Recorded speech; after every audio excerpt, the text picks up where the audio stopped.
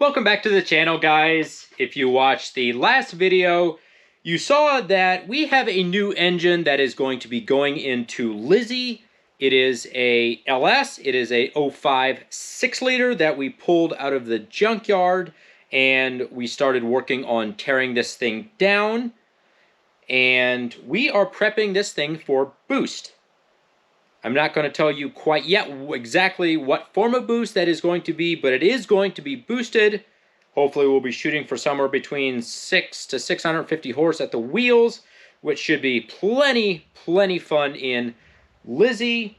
So we're going to pull off our crank pulley, pull off our heads, flip this thing over and get the oil pan pulled off, and work on pulling pistons out. So appreciate you watching, guys. Don't forget to subscribe so you can follow along on the process.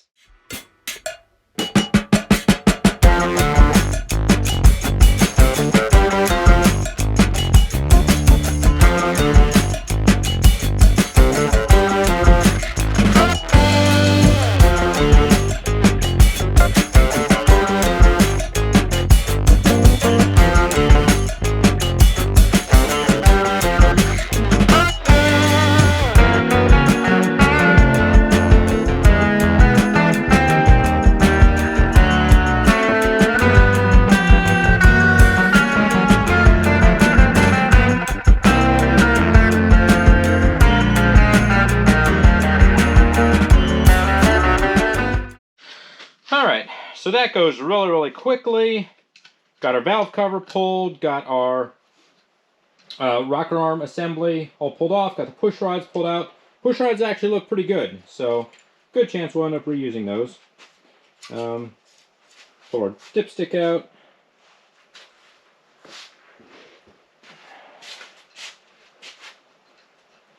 We got our head bolts all popped loose, I think at least.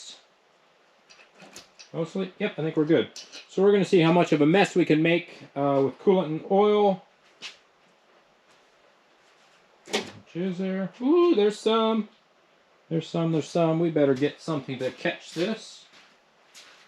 We're going to have a nice big mess again.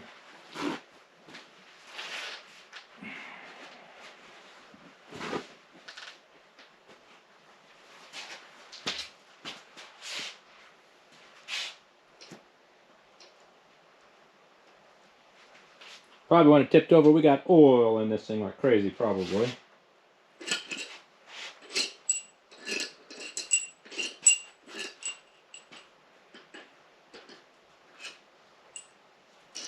Alright, what are we going to find? Is it going to look good? Is it going to look bad? Who knows?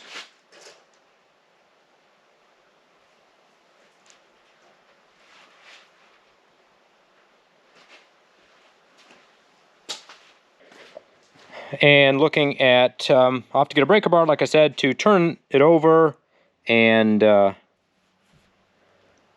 see for sure, but so far nothing too concerning. Crusty, obviously, a little bit, but those are the good ones, right? So, all right, so now I'll get the other side pulled off. Obviously, just an exact repeat of this side, and we'll see what that side looks like.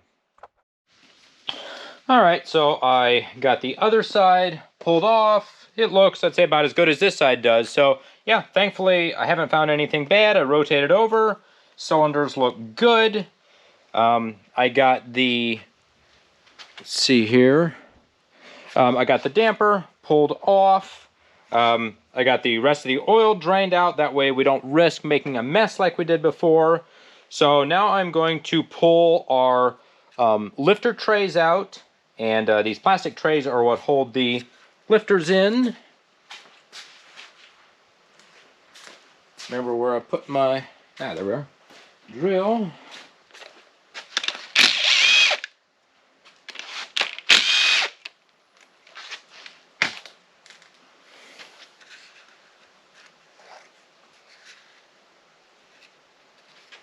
So that's what the trays look like, and then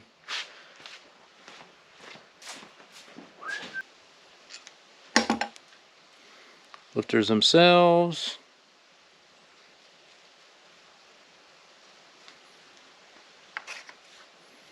So then the trays are like square, and then they hold the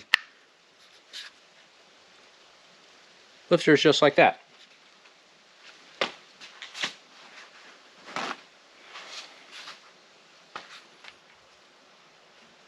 There we go. Looks good.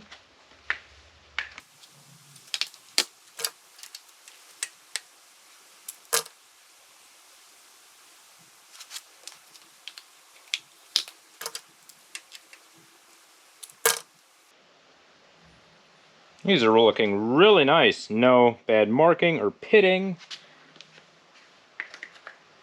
Granted, I'll probably still be replacing them, but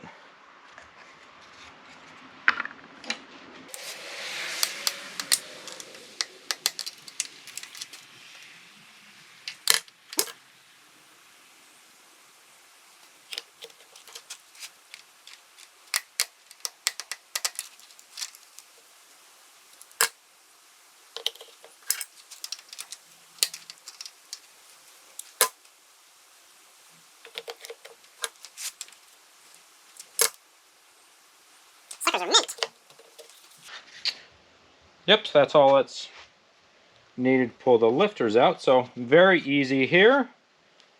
And like I said, we probably still will replace the complete lifters and trays just because we're here. They are not real expensive. And what can happen over time, these buckets can get, or lifter trays can get brittle and break or worn, which can allow the lifters to rotate, which is not a great time. You can wipe out a cam doing that, but so yeah. But it's still good to know that they still look good, don't have anything weird. So yep, we'll go ahead and pull the other side off, and then I'm going to flip this motor over and get the oil pan pulled off. All right, I got the pan pulled off. So far, stuff is looking pretty normal. You know, little sludge buildup, but the pickup screen, nothing too major. Something in there, but I don't think it's anything too concerning. I'm still not sure if I'm going to be using the truck oil pan or not. From the few guys in Crown Vics who have done LS swaps, they have swapped over to a shallow car style pan, and so good chance that's probably what I'll do. Be nice if I could use a truck pan, but I think it may hang too low, so that will still remain to be seen. This one actually had an oil cooler hooked up, so that's kind of interesting. I don't know that we'll be reusing that, but still kind of neat. Little sludgy down in the bottom, but once again pretty normal from what I've seen. There are a couple pieces from the end of the dipstick that were broken off. So yep, definitely new dipstick now that we know that was actually broken. So yeah, we'll pull the oil pickup tube off. It's got a bolt here and a bolt over here, and then we'll pull off our windage tray. That way we have access to our rod bolts, because we'll start loosening those and popping piston and rods out. All right, so now that we've got that stuff all out of the way, this is the short of pulling the front timing cover off and pulling the cam out. This is the farthest that I have had an LS torn apart before. I have not pulled rods and pistons previously. I have been watching some YouTube videos, and so it's kind of uncharted waters here. So we're going to give it a shot and take one rod at a time.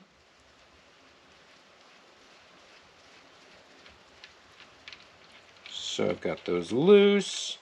I am going to, I think they only go together one way. Let's see here. If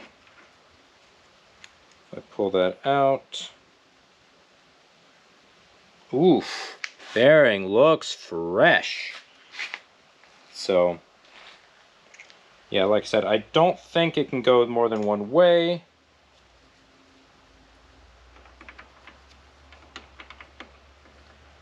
yeah, it just doesn't go together. So yeah, it's not hard to identify. So let's lay this off to the side.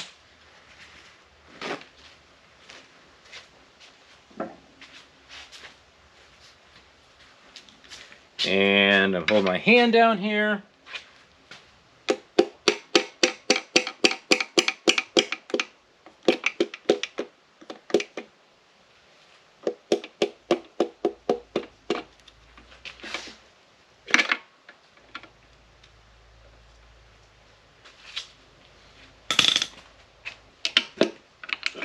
All right.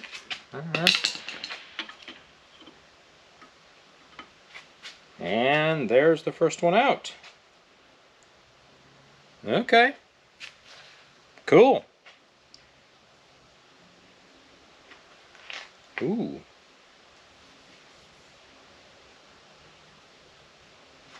Got a little scoring on that one, I see.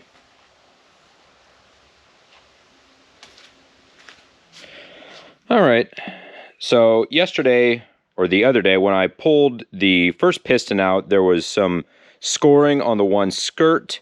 I took some 1000 grit sandpaper and wet sanded it a bit, and most of it came out. There's still a little bit there, but I don't think it's anything too concerning. The other side looks decent. I did stick it in my ultrasonic cleaner for a bit, and it actually cleaned it up pretty nicely.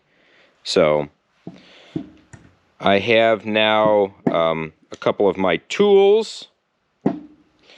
I have my ring filer. I screwed it down to this old piece of butcher block I've got. That way it actually stays there. I got it off of Amazon. It was like 26 bucks. I figured, as cheap as it is, I've got a bunch of these rings to do. It should make the job easier. And I pulled the two rings off, and it's pretty easy to remember which is which. So they have, sorry, we get here. They have little dots right there on both of them.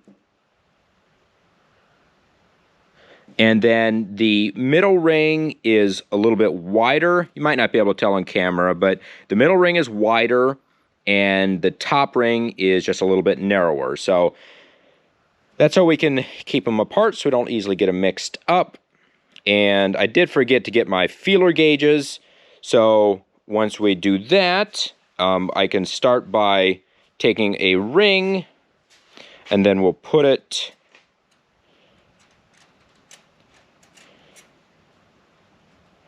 down into the bore. A little hard doing this one-handed.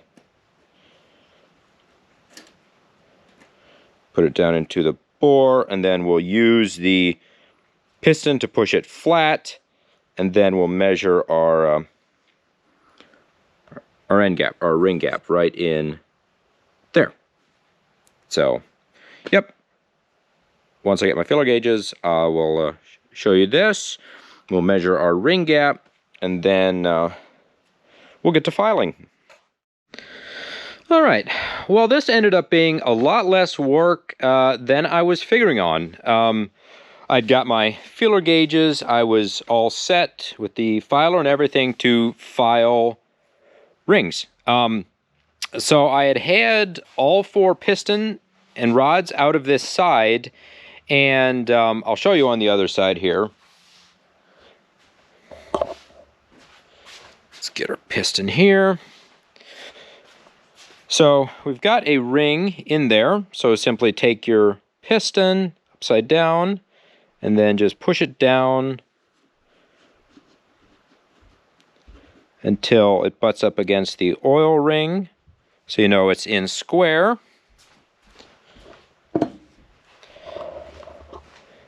Take your feeler gauge and then just stick it in the gap there, and then you just measure what you've got. So, I was expecting somewhere in the gap of like 0.020 something of an inch, and it turns out that we don't have to gap anything. They're all like 30 to 32 thousandths, which is already, that's pre-gapped for boost. So yeah, it's about, honestly, about 32 on these. So it turns out we don't need to file anything. Like I said, we did the other 4 on that side, checked all of them on that side, both the top and middle rings.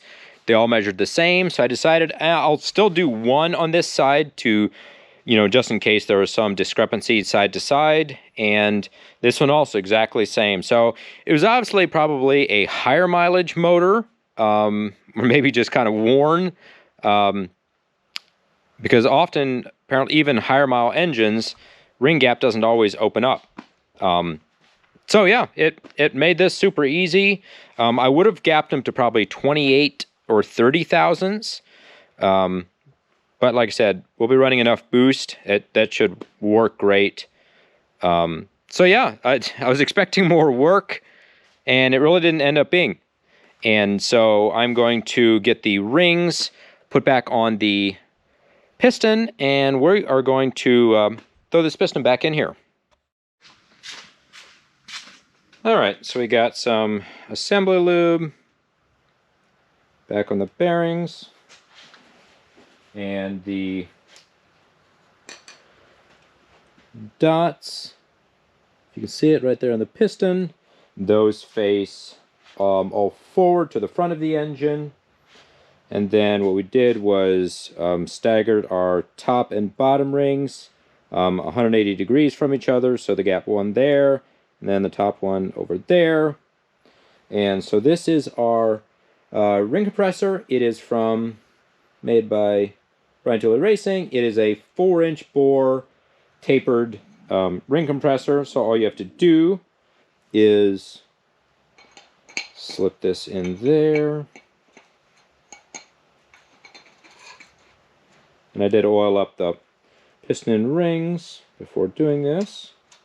So simply slip it in like that. And then make sure we can see on the engine. Then be careful not to scratch your cylinder when going in. So you just fit it on like that. It's got a tiny little lip that centers it on the bore too. Then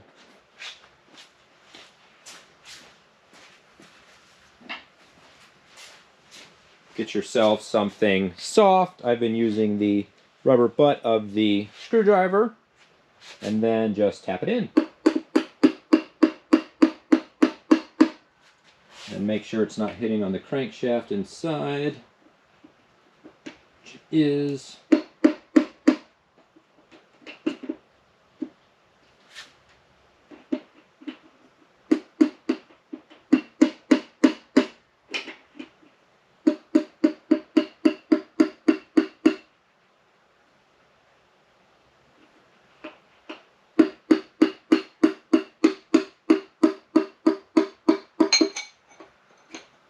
Just like that.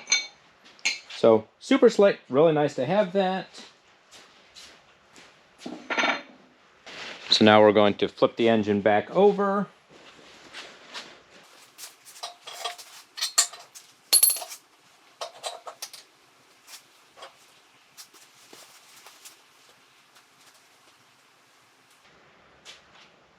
A little hard to tell, but these are actually cracked caps, which means when they make them, they actually, when you pull them apart, they crack, and then that way they match up exactly the same, and then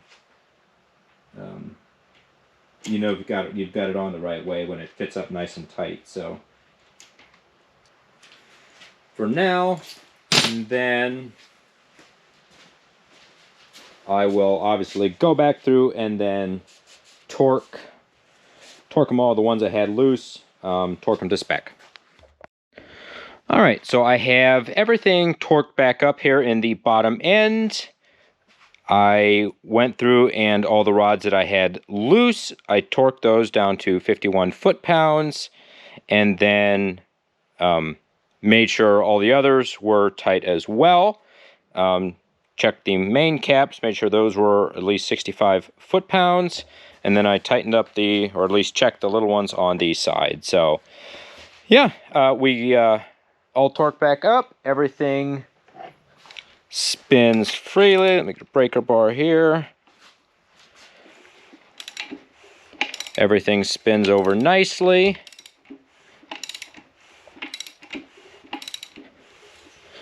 So happy with that.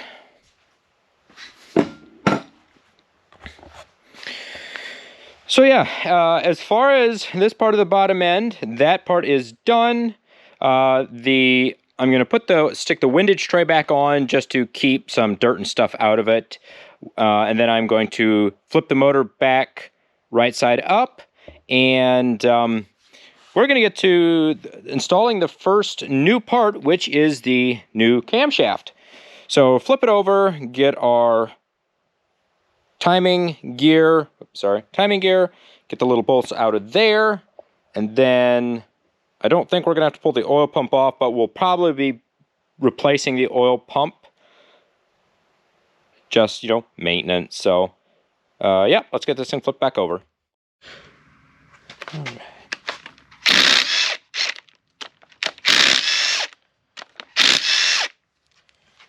All right.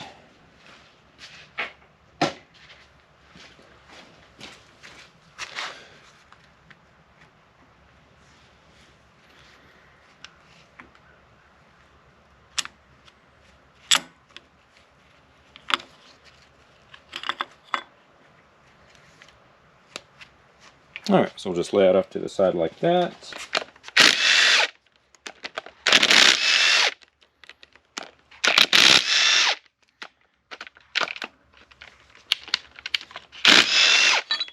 There we go.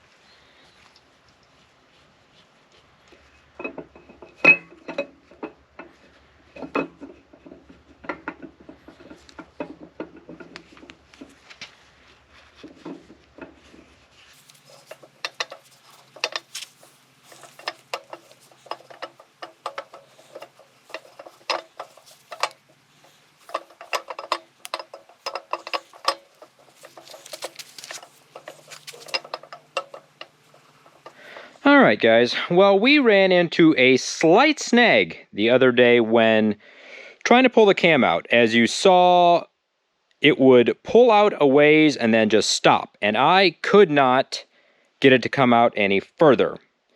So I was like, oh boy. So, after doing some diagnosing, this is what we found. Not an uncommon issue, but the number 3 cam bearing. And before you ask, obviously I did not look at them. It's a running joke. If you're not familiar with sloppy mechanics, you never look at your cam bearings. As long as you don't look at them, they're not bad. Well, that obviously doesn't always hold true, because we had a bad one. This was the center cam bearing, and it used to be round. It was completely seized onto the camshaft, and hence the reason that we could not pull it out. So, if you can tell, it was scored pretty badly, and right there on the lobe of the cam is where it was seized. So, what it ended up doing, I pulled one of the pistons and rods back out, took a die grinder with a cutoff wheel and cut the bearing off, and then I was able to slide the cam out and get the pieces of the bearing out. So, how to fix this? Well, there's a couple ways. The proper way is to simply replace all 5 of the cam bearings. From what videos I have watched, easiest way is if you have all your pistons and rods and the crank completely out so you can access the bearings to replace those. Here's the thing. I don't want to take the time to do that. Now, I have seen some guys who did it with the rotating assembly still in, but it also seemed like a lot of a pain because you can't see anything, it's really dark, but it's really hard to access those bearings with the whole rotating assembly in there. The other thing is you have to have your rear engine or the rear cover off the engine. In order to do that, you have to have the flex plate off. The problem is, the way I was not smart enough to pull the flex plate off before I put it on the engine stand, so I can't even get the flex plate off. So in order to do that, I would have to get an engine stand, hook the engine up, take it off the engine stand in order to pull that off. I didn't want to mess with that. So, if you are a fan of sloppy mechanics, you're going to love this. So, I did get a new set of bearings from Durabond, part number CH25. They are for the later Gen 3 and maybe early Gen 4 engines. So it comes as a complete set. They're about 30 bucks, so not bad. So if you wanted to take the time to do this, you know, it's not an expensive job, just time consuming. So what I've done so far, do I recommend doing it this way? No, absolutely not. This is not the proper way to do this job. And is it going to last forever? Who knows? It may not. But we're still experimenting. So I also bought off of Amazon a LS cam bearing tool. And so what it is, it has a threaded rod and with a place to hammer on, and it comes with some extension rods as well that you screw into each other. And then you use this, it fits through the cam bore here. A little tough doing with one hand. The plastic cone centers it in the bearing, and then you use find it here. There's this die that fits on the end and is just the exact right size to press those bearings out and then also press the new ones in. The other thing tricky about this, so that is what I did for the center one.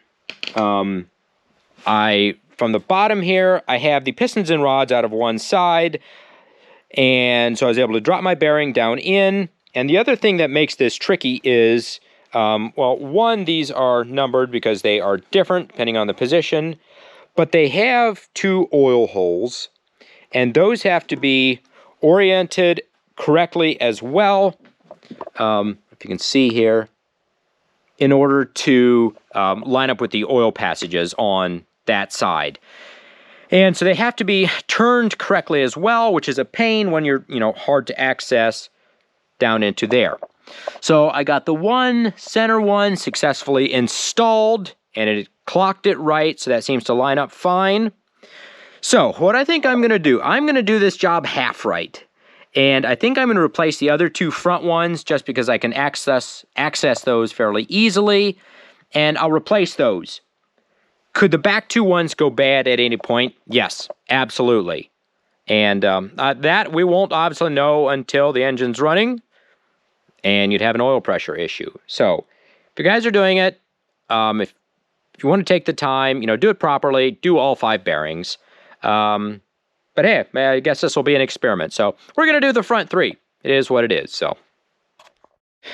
All right, so we got those 3 bearings replaced. It was not too bad of a job.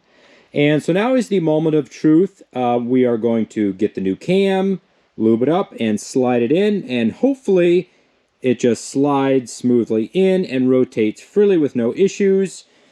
So that's going to be the next thing to try. So, all right, finally on to the fun part of actually installing the cam. So in an application like this, there's a lot of different options that you could go with. In the previous LS I had built, I'd used a Sloppy Stage 2, which is a really good all-around cam. It's got a nice lope to it. Makes good power, great in turbo applications, NA applications, a really good all-around cam. However, in this one, I wanted to go something a little more mild to keep good drivability and a relatively mild idle. And I'll be running a stock torque converter for the time being as well, so I didn't want anything too crazy. So what I went with is a low buck truck cam from Richard Holdner. It's the more mild of his 2 cams that he sells.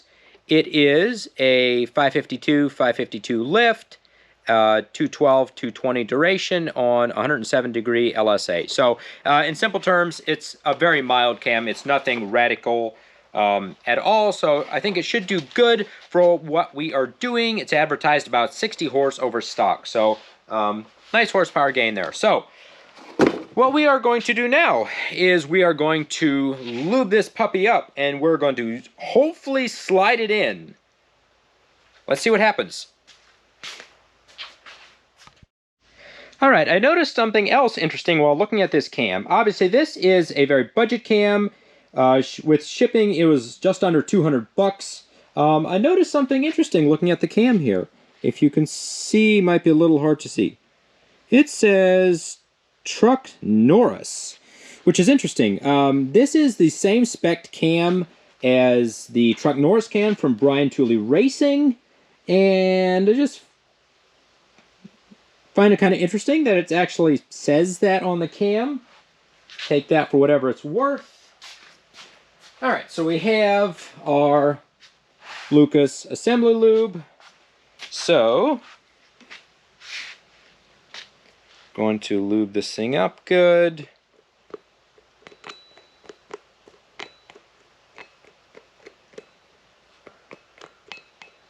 Make ourselves a nice little mess with it dripping everywhere.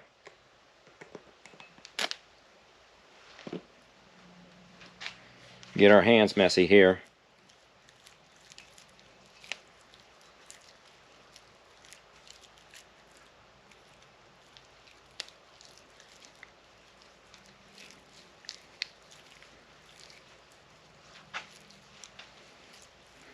All right, what do we think, guys? Is it going to slide right in perfectly? A couple of new bearings. Is it going to go in hard? Is it not going to go in? Let's find out.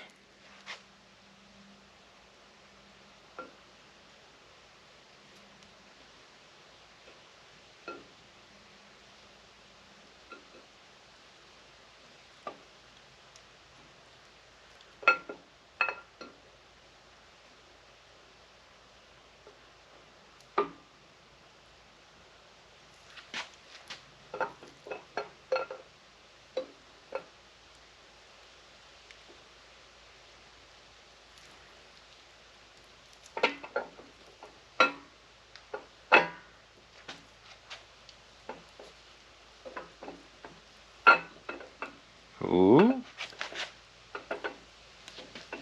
All right, and we're going to transfer those bolts, the water pump bolts over. That way we have something to grab onto.